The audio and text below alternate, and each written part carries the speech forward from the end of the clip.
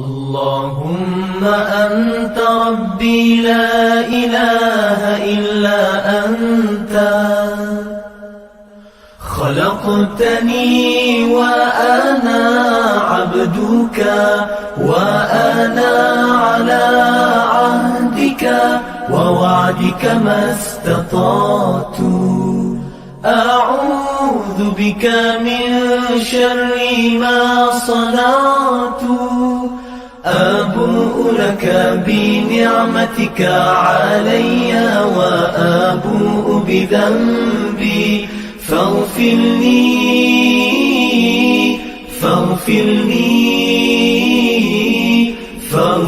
لي فإنه لا يغفر الذنوب إلا أنت. Ya Allah, Engkau Tuhanku, tiada Tuhan selain Engkau. Engkau ciptakan aku dan aku hamba-Mu, dan aku berada. Syaitanirrajim. Bismillahirrahmanirrahim. وقال الملأ من قوم فرعون أتذر موسى وقومه ليفسدوا في الأرض ويذرك وآلهتك قال سنقتل أبناءهم ونستحيي نساءهم وإنا فوقهم قاهرون قال موسى لقومه استعينوا بالله واصبروا إن الأرض لله يورثها من يشاء من عباده والعاقبة للمتقين قالوا أوذينا من قبل أن تأتينا ومن بعد ما جئتنا قال عسى ربكم أن يهلك عدوكم ويستخلفكم في الأرض فينظر كيف تعملون ولقد أخذنا آل فرعون بالسنين ونقص من الثمرات لعلهم يذكرون فإذا جاءتهم الحسنة قالوا لنا هذه وإن تصبهم سيئة يطيروا فإذا جاءتهم الحسنة قالوا لنا هذه وإن تصبهم سيئة يطيروا بموسى ومن معه ألا إنما طائرهم عند الله ولكن أكثرهم لا يعلمون قالوا مهما تأتنا به من آية لتسحرنا بها فما نحن لك بمؤمنين فأرسلنا عليهم الطوفان والجراد والقمل والضفادع والدم آيات مفصلات فاستكبروا وكانوا قوما مجرمين. Sadaqallahul Azim. Maksudnya, dan berkatalah pula ketua-ketua dari kaum Fir'aun, adakah engkau, wahai Fir'aun, hendak membiarkan Musa dan kaumnya untuk melakukan kerosakan di bumi Mesir dan meninggalkanmu serta apa-apa yang dipuja olehmu? Fir'aun menjawab, kita akan membunuh anak-anak lelaki mereka dan kita biarkan hidup anak-anak perempuan mereka dan kita tetap menguasai menundukkan mereka. Pengikut Nabi Musa merayu, lalu Musa berkata kepada kaumnya, mintalah pertolongan kepada Allah dan bersabarlah. Sesungguhnya bumi ini kepunyaan Allah. Diwariskannya kepada sesiapa yang dikehendakinya dari hamba-hambanya. Dan kesudahan yang baik adalah bagi orang-orang yang bertakwa. Mereka berkata, kami telah dianiaya dan diperhambakan oleh Fir'aun sebelum engkau datang kepada kami dan sesudah engkau datang kepada kami. Nabi Musa menjawab, mudah-mudahan Tuhan kamu akan membinasakan musuh kamu dan menjadikan kamu khalifah di bumi. Kemudian ia akan memerhatikan bagaimana pula perbuatan kamu. Dan sesungguhnya kami telah menimpakan Fir'aun dan kaumnya dengan musim kemarau dan kekurangan buah-buahan supaya mereka insaf mengambil pelajaran. Kemudian apabila datang kepada mereka kesenangan, mereka berkata, ini ialah hasil usaha kami. Dan jika mereka ditimpa kesusahan, mereka mengatakan nahas dan malang itu disebabkan oleh Nabi Musa dan pengikut-pengikutnya. Tuhan berfirman, ketahuilah, sesungguhnya nahas dan malang mereka itu hanyalah ditetapkan di sisi Allah. Akan tetapi kebanyakan mereka tidak mengetahui. Dan mereka berkata, walau apapun sahaja jenis-jenis keterangan mukjizat yang engkau bawa kepada kami, wahai Musa, untuk menjalankan sihirmu kepada kami, maka kami tidak sekali-kali akan beriman kepadamu. Allah berfirman, kami pun menghantarkan kepada mereka taufan dan belalang dan kutu dan katak dan darah sebagai tanda-tanda dan bukti yang jelas nyata. Maka mereka juga tetap berlaku sombong takbur dan menjadi kaum yang menderhaka. Masih lagi dalam penafsiran suratul A'raf, juzuk yang ke-9 pada surah yang ke-7, pada ayat yang ke-127 sehingga 133. Dan masih lagi kisah Nabi Allah Musa AS bersama dengan Fir'aun dan Nabi Allah Musa bersama dengan kaumnya Bani Israel. Kalau sebelum ini kita telah menceritakan keimanan ahli sihir, maka Fir'aun dengan pantas dan cepat menghukum ahli sihir yang beriman kepada Musa dengan dihukum bunuh, dipalang dan disalib, dipotong tangan dan kaki secara bersilang. Namun kita telah ceritakan bagaimana keutuhan iman ahli sihir yang beriman kepada Allah dan bagaimana Allah Ta'ala telah membuka hijab untuk mereka melihat tempat dan kedudukan mereka dalam syurga. Dan bagaimana Allah Ta'ala mengurniakan kepada mereka makrifat, iaitu mengenal Allah tanpa sedikit pun takut pada Fir'aun, bahkan ancaman Fir'aun, bahkan tindakan Fir'aun. Demikian seorang yang bila mana takutkan Allah, maka segala makhluk tidak ditakutinya lagi. Dan demikian seorang yang takutkan Allah, maka mereka cuma mengharapkan apa yang berada di sisi Allah.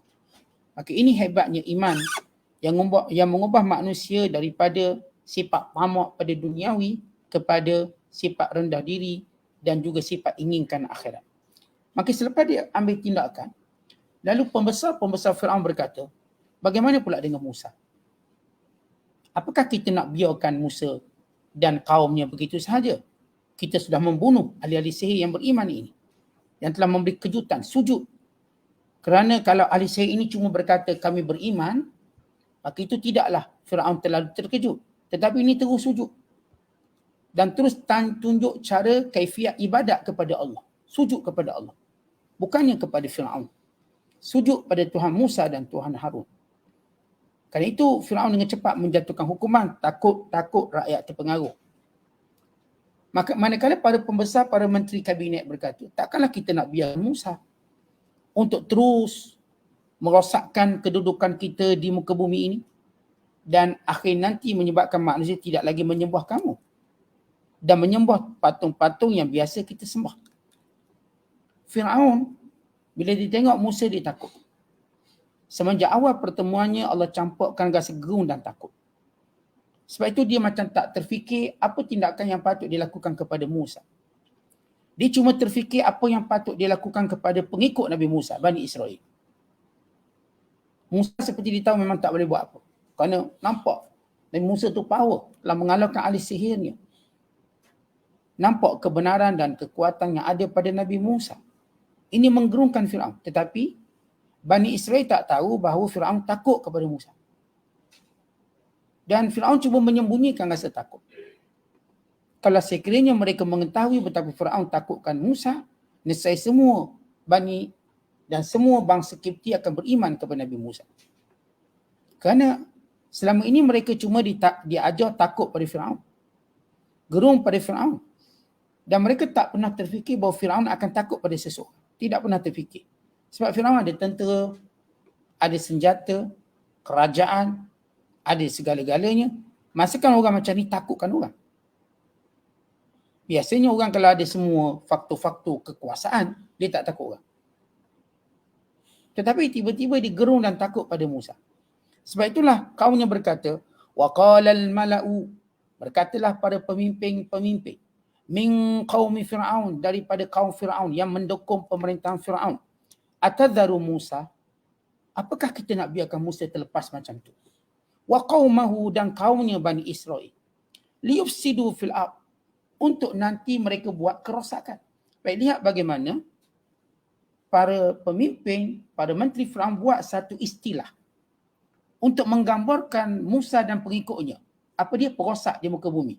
Kalau hari ini kita namakan teroris. Walau yang merosakkan muka bumi itu Fir'aun, yang telah membunuh ribuan, bahkan ratus ribu. Tetapi demikian sepanjang zaman, musuh Islam akan mencari satu label untuk menjauhkan orang daripada Islam. Itu label pengganas, bukanlah label baru. Cuma namanya baru, teroris. Tetapi dahulu bagaimana menteri-menteri Fir'aun berkata, liyufsidu fil ard, nanti Musa akan lakukan kerosakan di muka bumi, yang diganas. Padahal Nabi Musa, rumput pun tak pernah cabut. Tak pernah, kita kata, tanaman pun tak pernah dianiaya. Pokok-pokok tak pernah dianiaya. Dan background Nabi Musa pula, seorang pengembala kambing yang ternyata lembut orangnya. Berbanding Fir'aun, ia memang sudah lama sembelih orang, yang sudah lama bunuh orang. Tapi dia letakkan ketakutan pada pengikut Fir'aun, golongan akbab, rakyat Mesir, bahawa Musa dan kaumnya akan buat kerosakan, akan menjadi pengganas, akan menyerang kita. Begitu mereka lakukan sepanjang zaman, sampailah zaman kita hari ini. Seolah-olah kalimah itu satu ujian kepada umat Islam. Umpamanya bila Amerika atau negara kafir kata Islam pengganas, lalu kita tanya orang Islam bunuh berapa orang? Kalau benar orang Islam yang buat dan tragedi yang berlaku di Amerika, World Trade Center misalnya, berapa mati? Letaklah 2,000, 4,000. Mereka bunuh di Afghanistan lebih pada 500,000 juta. Mereka bom, dikatakan majlis perkahwinan yang menyebabkan kematian puluhan ribu anak-anak dan wanita. Mereka tak disebut pengganas. Mereka disebut memerangi pengganas. Golongan anak yang mati, wanita yang mati. Demikian bila mereka menyerang Iraq. Ramai mana Saddam Hussein bunuh orang? Berbanding mereka bunuh puluhan ribu. Mereka telah membunuh orang yang tak berdosa. Daripada sekatan ekonomi pada tahun 1990, bermula tahun 1990 sampailah tahun 2000, hampir 500,000 bayi yang mati kelaparan dan kebuluran. Mereka tak disebut pengganas. Begitu istilah yang digunakan supaya jangan ada orang Islam yang terpengaruh dengan istilah itu.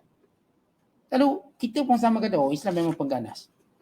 Bila sebut je orang Islam pengganas. Bila Islam dia nak merintah, oh nanti rosak muka bumi. Sedangkan mereka lebih terbukti buat kerosakan. Ini istilah ni supaya kita faham. Mukjizat Al-Quran Allah sebut. Bila menteri-menteri Fir'aun berkata, nanti Musa akan buat kerosakan di muka bumi. Wa yadharaka wa alihataka. Nanti mereka pun tak akan sembah kamu dan tak akan sembah patung-patung yang kamu sembah. Berarti Fir'aun ni, dia ngaku Tuhan. Dalam masa yang sama, dia menyembah juga Tuhan lain. Setengah istilah menyatakan Fir'aun ini, dia ada kalung yang bersifat gambar berhala yang disembah kalung dia. Kalung dia tadi. Dan Fir'aun mendakwa bahawa dia adalah Tuhan matahari. Yang dinamakan sebagai Ra ataupun Ra. Tuhan matahari. Dan juga dia menggelar dirinya sebagai anak kepada Tuhan matahari. Sebab itu gambar matahari itu dalam empayar Fir'aun. Untuk menyanyikan bahawa dialah Tuhannya. Sebab dia tengok matahari itu paling besar, paling bercahaya. Sebagaimana kita baca dialog Ibrahim ketika mana Ibrahim melihat kepada matahari, lalu berkata, oh ini mungkin Tuhan. Dengan maksud mempelekehkan golongan yang mempertuhankan matahari. Bila mana tenggelam, Tuhan tidak mungkin tenggelam. Lalu ketakutan ini disebut. Lalu lihat apa respon Fir'aun. Fir'aun tak respon tentang tindakan pada Musa. Qala, kata Fir'aun, sanuqattilu abna'ahum, kita akan bunuh balik anak-anak lelaki mereka. Wa nastahyi nisa'ahum, kita biarkan anak-anak perempuan yang hidup. Wa inna fawqahum qahirun, dengan itu kita terus dapat menguasai mereka Sebab bagi Firaun, kekuatan bermula dengan anak lelaki, bukan anak perempuan. Ya dahulu, bila Firaun diganggu dengan mimpi, kerajaannya akan jatuh. Pada pentadbir mimpi di kalangan ahli sihir menceritakan akan ada seorang anak lelaki yang akan menjatuhkan Bani Israel, yang akan menjatuhkan kerajaan Firaun. Maka Firaun keluarkan qarar, undang-undang bunuh semua anak lelaki Bani Israel. Tetapi bila dinasihati oleh sebahagian pembesarnya, nanti kalau bunuh semua anak lelaki, siapa nak kerja di ladang? Siapa yang nak jadi pembantu-pembantu?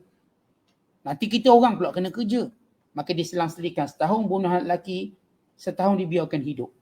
Yang setahun dibiarkan hidup akan bekerja di ladang-ladang Firaun, di ladang-ladang Akbar, orang Kibti, bangsa Firaun. Kali ini Firaun kata kita ulang balik enactment undang-undang kita dulu, kita bunuh kembali anak-anak lelaki. Anak-anak lelaki kita bunuh, yang perempuan kita biarkan hidup. Kan dengan itu kita dapat menguasai mereka. Tuan-tuan, Bani Israel, mereka baru saja melepasi fatrah masa dibunuh anak-anak lelaki mereka. Dan trauma itu masih ada. Lalu mereka berkata kepada Musa, qala Musa liqaumihi. Bila Firaun keluarkan arahan tersebut, Musa tahu. Bani Israel mula takut dan mula bimbang. Sehingga mereka berkata, bila kita kerana tindakan Musa, kita kena lagi. Lalu kata Musa, qala Musa liqaumihi. Musa berkata kepada kaumnya, ista'inu billahi wasbiru. Musa AS menyuruh kepada kaumnya buat dua perkara. Yang pertama, mohon pertolongan kepada Allah. Yang kedua, bersabar. Kerana bila mana kita mohon pertolongan kepada Allah, kita memerlukan satu tempoh untuk kita sabar. Kerana hukuman Allah ni akan datang dengan berperingkat-peringkat. Sebab Allah ni Maha Pengasih dan Maha Penyayang. Allah akan hukum seorang dengan berperingkat. Kenapa? Supaya mereka kembali mentaati Allah, kembali beriman. Tetapi bila mana terbukti mereka memang sombong, maka akan datang azab yang disebut isti'sal. Azab isti'sal maknanya habis, mati semua. Sebagaimana Firaun tenggelam dalam Laut Merah. Dengan tenteranya semua, mati semua. Sehingga tidak lagi meninggalkan walau seorang pun balik tentera. Tetapi Allah Ta'ala akan menghukum dia berperingkat supaya mereka kembali kepada Allah. Sebab itu kata Musa, minta tolong dengan Allah. Kenapa Musa kata minta tolong dengan Allah? Untuk mengembalikan kekuatan, akidah, kepercayaan yang berkuasa atas setiap sesuatu. Yang mentakdirkan atas setiap sesuatu ialah Allah. Seorang bila minta tolong dengan Allah, maksud apa? Allah lah yang paling berkuasa. Contoh bila kita berhadapan dengan satu masalah, ada orang nak pukul kita. Kita pun minta tolong dengan seseorang. Kita mengetahui orang ni lagi gagah pada orang ni. Sebab tu kita minta tolong. Maka kita pun tenang. Maka Musa mengingatkan kembali pada Bani Israel. Kita kan ada Tuhan. Kita ada Allah. Maka minta tolong dengan Allah. Itu pertama. Wasbiru, kemudian sabar. Kerana syarat kemustajaban doa ialah sabar. Siapa pun berdoa, dia sabar, maka dia akan dimustajab doa. Yustajabu li ahadikum ma lam ya'jal. Akan dimustajabkan doa seseorang selagi mana dia tak kelang kabut, gopoh gapah. Tetapi kalau sekiranya dia gopoh gapah dengan berkata, qad da'autu falam yastajib li, dia doa Tuhan tak makbul pun, maka Allah tak makbul. Tak boleh guna perkataan Allah tak makbul, Allah makbul. Yakin kepada Allah sampai masanya. Kemudian pesanan Nabi Allah Musa yang kedua. Dua yang pertama suruh doa dan suruh sabar. Dan yang kedua, dua lagi perkara Nabi Allah Musa beritahu berita gembira. Dua perkara yang perlu dibuat oleh Bani Israel. Dua berita gembira. Kata Nabi Musa, innal arda lillah yurisuha man yasha'u min ibadi. Ini bumi ini semua milik Allah. Allah akan beri pada hambanya. Kalau kamu hambanya, kamu akan dapat bumi Allah ini. Lihat bagaimana Musa beri khabar gembira. Firaun yang berkuasa ini akan jatuh. Dan kekuasaan itu nanti akan berpindah pada kamu. Kamu akan berkuasa. Tetapi tidakkah seorang yang ditindas, kemudian diberitahu nanti dia akan dapat kuasa, dia akan rasa gembira. Akan kembali gembira. Yang kedua berita gembira Nabi Musa, wal aqibatu lil muttaqin. Dan memang segala kesudahan yang baik itu milik orang bertakwa. Sama ada kesudahan dunia atau kesudahan akhirat. Yang pertama dia beri janji, ini janji Allah kepada semua hamba Allah. Bukan sekadar kepada Bani Israel pada zaman Nabi Musa, pada zaman kita sekarang. Dan seterusnya pada zaman akan datang. Bahawa bumi ini milik Allah, Allah akan akhirnya beri kepada hamba-Nya yang soleh.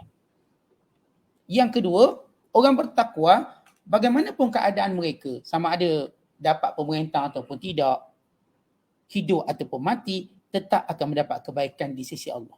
Sebab happy endingnya milik orang Islam. Kalau tuan-tuan tengok filem misalnya, dia mesti happy ending. Happy ending tu milik siapa? Milik orang baik. Milik orang yang bersungguh-sungguh, milik orang yang bertakwa. Maka Allah nak beritahu pentas dunia ini, ataupun kita sebut apa yang berlaku di dunia ini, kesudahannya milik orang bertakwa. Sama ada mereka mati, maka ia milik orang bertakwa. Segala kesenangan janji Allah Ta'ala. Segala balasan, ganjaran dan segalanya. Kalau mereka masih hidup, pun Allah beri ketenangan, kelapangan. Kerana orang bertakwa sentiasa mendapat kebaikan di sisi Allah. Artinya ada dua benda yang Musa perintah pada kaumnya dan dua berita gembira. Ada 4 perkara lah. Qalu, tapi kaum Bani Israel ini mereka masih takut dan bimbang. Macam mana mereka boleh menang lawan Firaun? Mereka tak ada senjata. Mereka pun tak pernah dilatih jadi tentera. Dan hanya satu-satu harapan mereka, Musa dan Harun. Dan mereka pun nampak Musa pegang tongkat je ni. Harun ada apa mereka? Ya, begitu manusia yang tak nampak janji Allah. Yang tak yakin. Mereka tetap melihat pada asbab zahir. Tentu berbeza orang ada akidah dengan tak ada akidah. Orang ada akidah dia tidak melihat pada asbab zahir. Dia melihat pada hakikat pertolongan Allah. Tapi orang yang jadi materialistik, tak semudah itu untuk mereka mendengar kata-kata ini. Tapi kalau tak nak dengar kata-kata ini, kita pun mati kecewa, mati putus asa. Lalu kata mereka, qalu, kata Bani Israel, udhina, dulu kami sudah disakiti. Dulu kami sudah dizalimi. Min qabli an ta'tiyana, sebelum kamu datang wahai Musa. Wa min ba'di ma ji'tana, apakah selepas kamu datang sama je kami ni? Sama. Padahal tak sama. Dulu tak ada seorang pun berani menjawab berkata depan Firaun, wahai Firaun, lepaskan Bani Israel. Tak ada seorang pun berani cakap. Dulu tak ada seorang pun yang pernah tenangkan Bani Israel, jangan bimbang, doa pada Allah. Nanti kerajaan Firaun akan jatuh. Tak ada seorang pun. Beratus tahun mereka ditindas, tak ada seorang pun beri kata-kata semangat. Dan tak ada seorang pun berani berdiri depan Firaun. Dan telah berjaya mengalahkan Firaun dengan perlawanan sihir. Dan Bani Israel sudah tengok. Tak pernah lagi Bani Israel ada yang berani cabar Firaun. Jauh sekali mengalahkan Firaun. Dan Musa telah mengalahkannya. Dan telah menjadikan orang yang berlawan dengan Nabi Musa beriman pada Allah. Sebab itu Nabi Allah Musa ini, perutusannya tidak macam Nabi lain. Kalau Nabi lain cuma untuk kaumnya sahaja. Nabi Musa kepada 2 kaum. Yang pertama kaum Bani Israel. Yang kedua ialah kaum Mesir. Atau disebut Akbar. Bangsa Kipti. Bangsa Firaun. Kerana Musa mengajak Firaun turut beriman. Kebiasaan semua Nabi-Nabi hanya diutuskan kepada kaumnya sahaja. Melainkan 2 Nabi.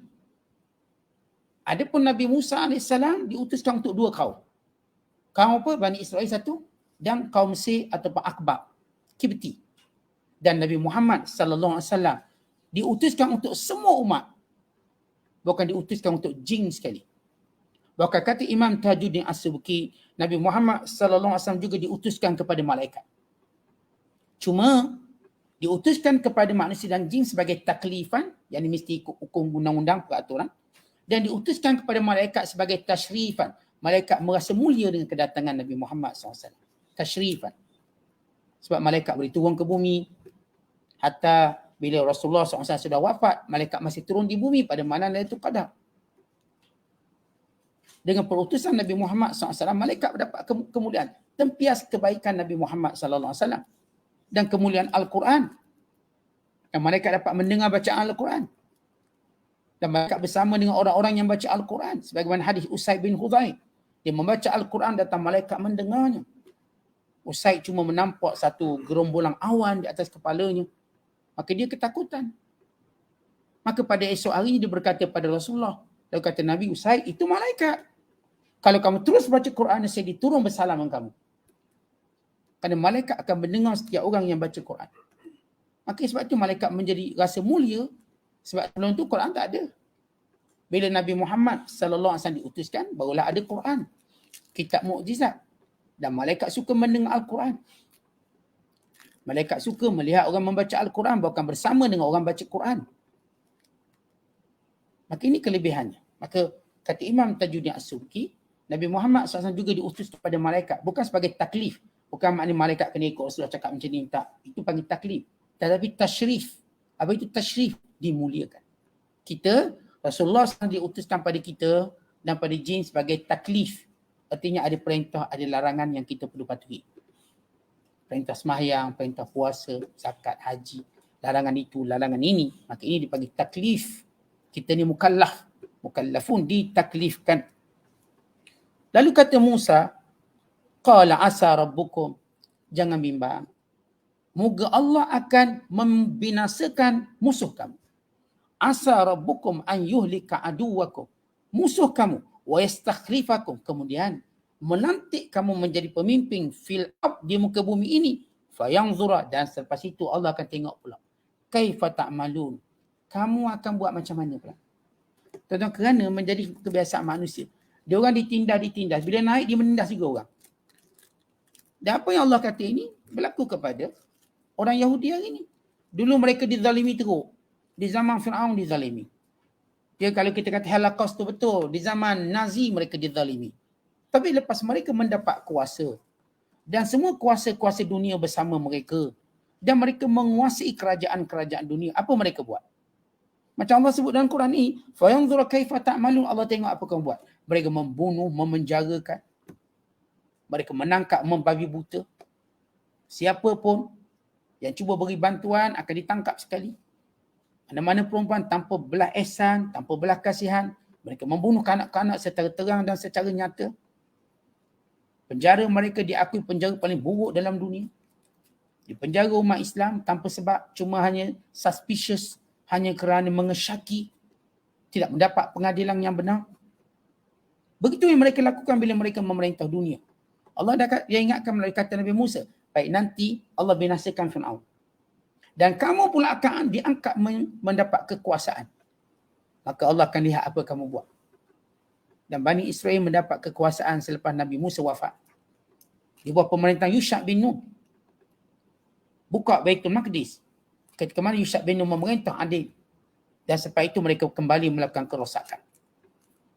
Melakukan kerosakan demi kerosakan. Sehingga mereka kalah kembali. Dan dipimpin oleh Talut untuk menang. Dan Nabi Allah Daud. Lalu Nabi Allah Daud memerintah. Diikuti Sulaiman. Dan selepas Sulaiman wafat, mereka kembali memerintah dan mereka zalim kembali. Dan mereka dibinasakan lagi. Sehingga mereka dilaknat, tidak mempunyai tanah air. Sehinggalah pada zaman Nabi SAW. Mereka terus melakukan kejahatan, membunuh para Nabi. Dan kutukan laknat berlangsung sehingga hari kiamat. Dan Allah menjanjikan melalui lisan Al-Quran, mereka tidak akan ada lagi negara. Duribat alaihimul zillat wal maskanah wa ba'u bighadabin min Allah. Mereka ditimpa dengan kehinaan dan laknat di mana pun mereka berada. Lalu orang tanya habis yang Palestin jadi negara Israel. Tuan-tuan, Israel tidak diiktiraf secara kesepakatan sebagai negara. Sebab dia merampas tanah air Palestin. Dia membina negara dia atas tanah umat Islam Palestin. Dan satu-satunya negara yang tak mendapat pengiktirafan semua ialah Israel. Negara lain, Timor Leste yang baru keluar, semua dunia iktiraf. Padahal mereka tak ada pun pemimpin yang terpengaruh. Tak ada pun perlu lobby-lobby untuk mendapat sokongan. Dapat. Ini Timor Leste. Dia kalau main bola dengan Malaysia tu 20-0. Asalnya lemah negara ni. Ekonominya dan sebagainya. Tapi tetap diiktiraf sebagai negara berdaulat. Indonesia terpaksa beri kemerdekaan. Tetapi Palestin ataupun negara haram Israel tidak diiktiraf oleh banyak negara, termasuk negara kita tak iktiraf. Negara kita tak pernah iktiraf. Dan kebanyakan negara Islam tidak iktiraf. Walaupun ada sebahagian cuba melakukan normalisasi dengan Israel. Namun kita yakin satu hari nanti pengiktirafan itu akan ditarik balik. Tidak diiktiraf. Dan paspornya tidak menjadi paspor yang kuat. Sehingga orang-orang Israel terpaksa menggunakan paspor Kanada, paspor Amerika, paspor negara lain untuk pergi ke semua negara. Paspor mereka tak power. Kalau kita tengok ranking pasport yang paling power di dunia ialah pasport Jepun. Sebab Jepun semua negara dia boleh pergi. Pasport Jepun nombor 1 atas dunia. Tapi tengok pasport Israel, di sebalik dia lobby itu dan ini, banyak tempat dia tak boleh pergi. Terlalu banyak tempat dia tak boleh pergi. Dia diharamkan. Maka demikian menunjukkan bagaimana negara dia tidak bersifat, tidak mendapat kedaulatan. Dia negara tapi tak berdaulat. Dimalukan di banyak tempat dan arena kerana kejahatan yang berpanjangan. Kemudian selepas Nabi Musa kata, Allah akan binasakan Fir'aun, musuh kamu. Dan Allah angkat kamu. Maka proses kebinasaan mula berlaku secara berperingkat. Untuk mengembirakan Bani Israel, benarnya Musa berkata-kata dan bercakap. Dengan firmannya, walaqad akhadna ala Fir'aun, lalu kami timpakan kepada semua penyokong Fir'aun. Ini kena bukan sekadar Fir'aun je. Semua penyokong Fir'aun, yakni golongan akbar, bangsa Kipti. Bisinin, yang pertama ditimpa dengan kemarau yang panjang. Sehingga pokok-pokok mereka mati. Ternakan mereka mati. Wa naqsim minas samarat, kemudian buah-buahan mereka menjadi sedikit. Sehingga sebatang pokok kurma cuma berbuah sebiji. Bayangkan pokok kurma ni, biasa pokok kurma mana ada berbuah sebiji. Dia punya tandang dia tadi, dia punya kita katakan tempat di mana berbuah kurma tadi, cuma ada sebiji je. Untuk menunjukkan kurangnya buah. Yang biasa kalau setandang kurma, mungkin sampai ratus dan ribu buah kurma. Banyak. Itu setandang. Macam kita tengok tandang kelapa sawit lah, mana ada kelapa sawit setandang sebiji.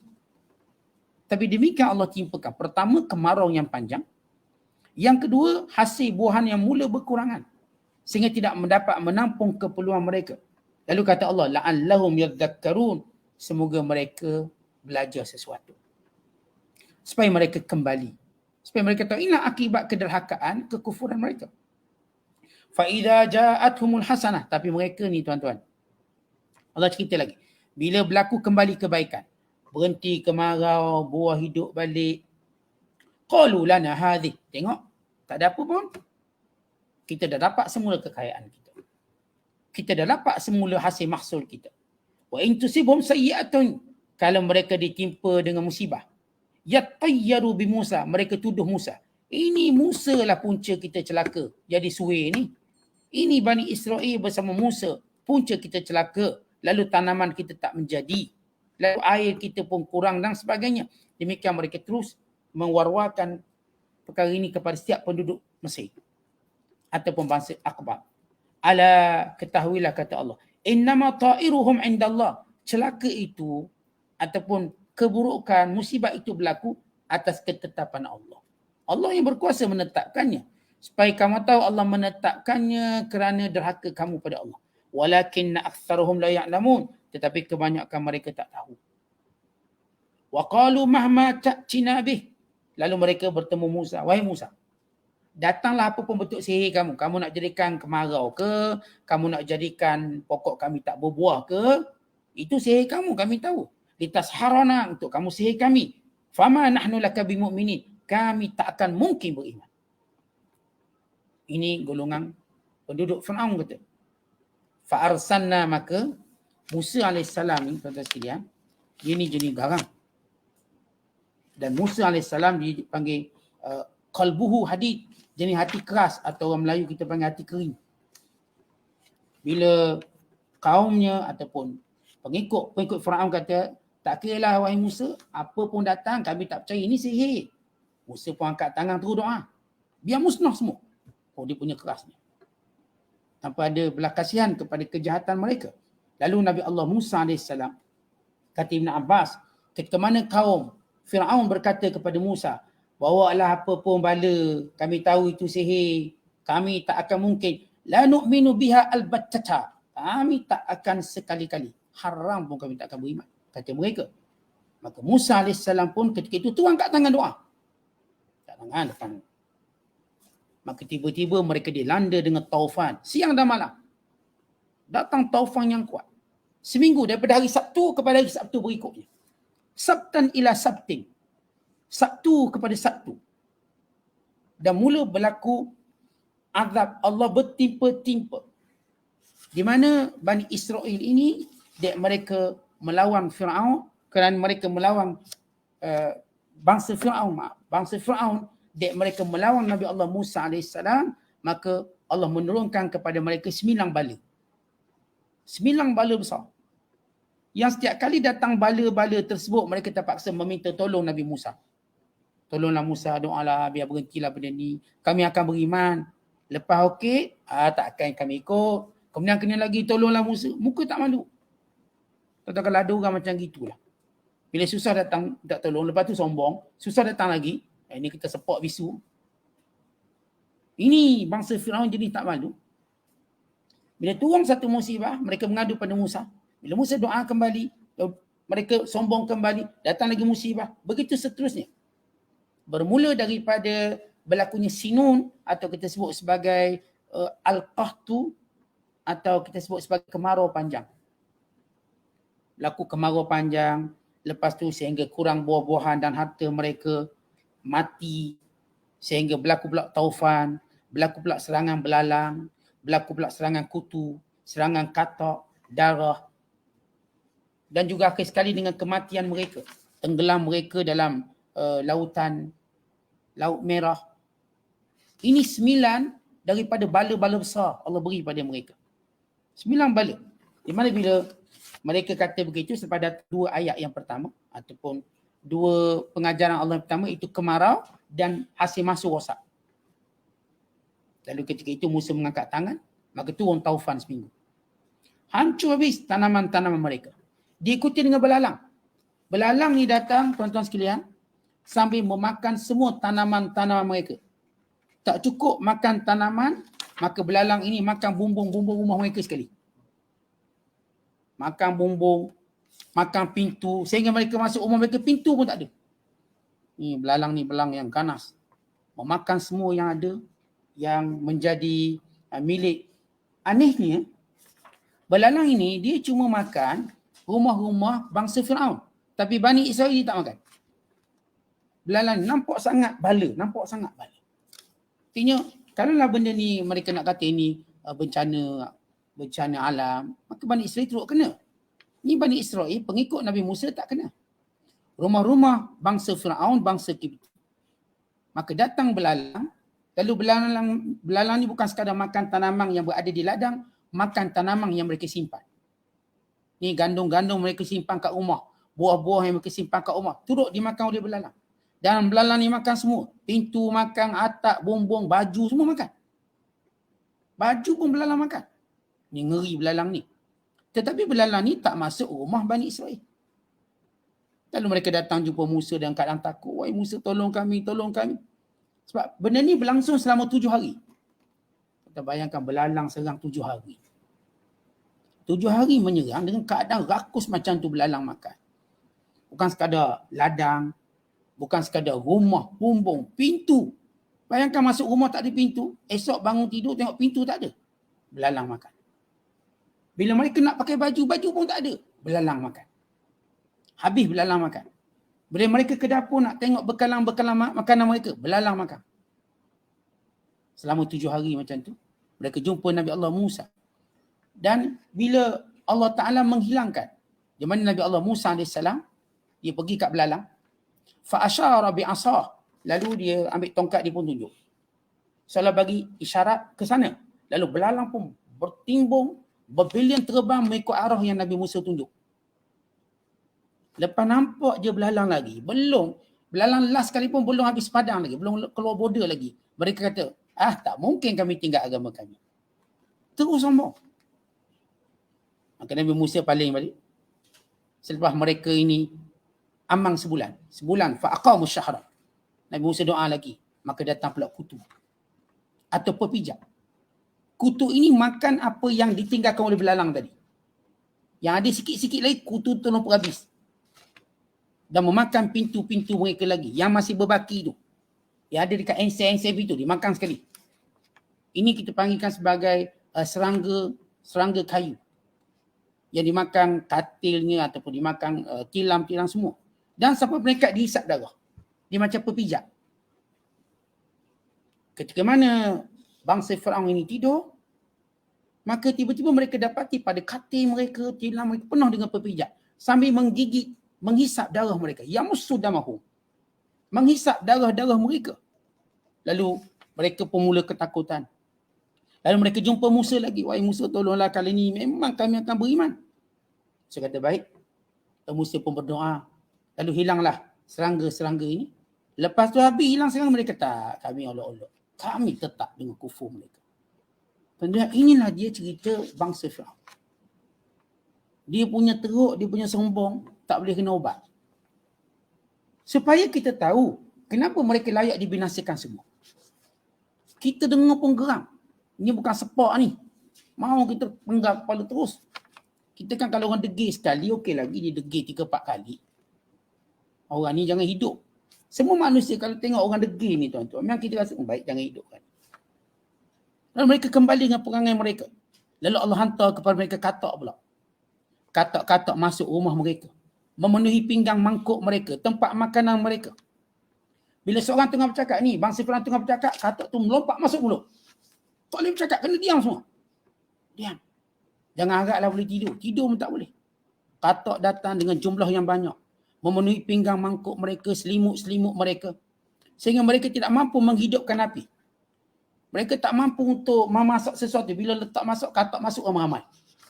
Berjemaah masuk dia. Penuh masuk. Dan dalam keadaan begitu mereka mengadu lagi. Mereka kata, irhamna hazimah. Sekali lagi. Wahai Musa, sekali lagi kami pasti lepas ni akan beriman. Fama baqiya illa an natubat taubatan nasuh wala na'ud. Fa akhadha alaihimul uhud wa da'a fakashafallahu anhum summa naqadul ahda. Kata mereka, wahai Musa, sekali lagi. Kalau kali ini terpulanglah.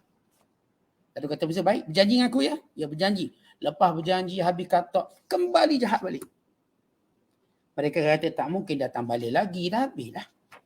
Maka Allah hantar lagi darah pula. Macam mana darah? Air mereka bertukar menjadi merah darah.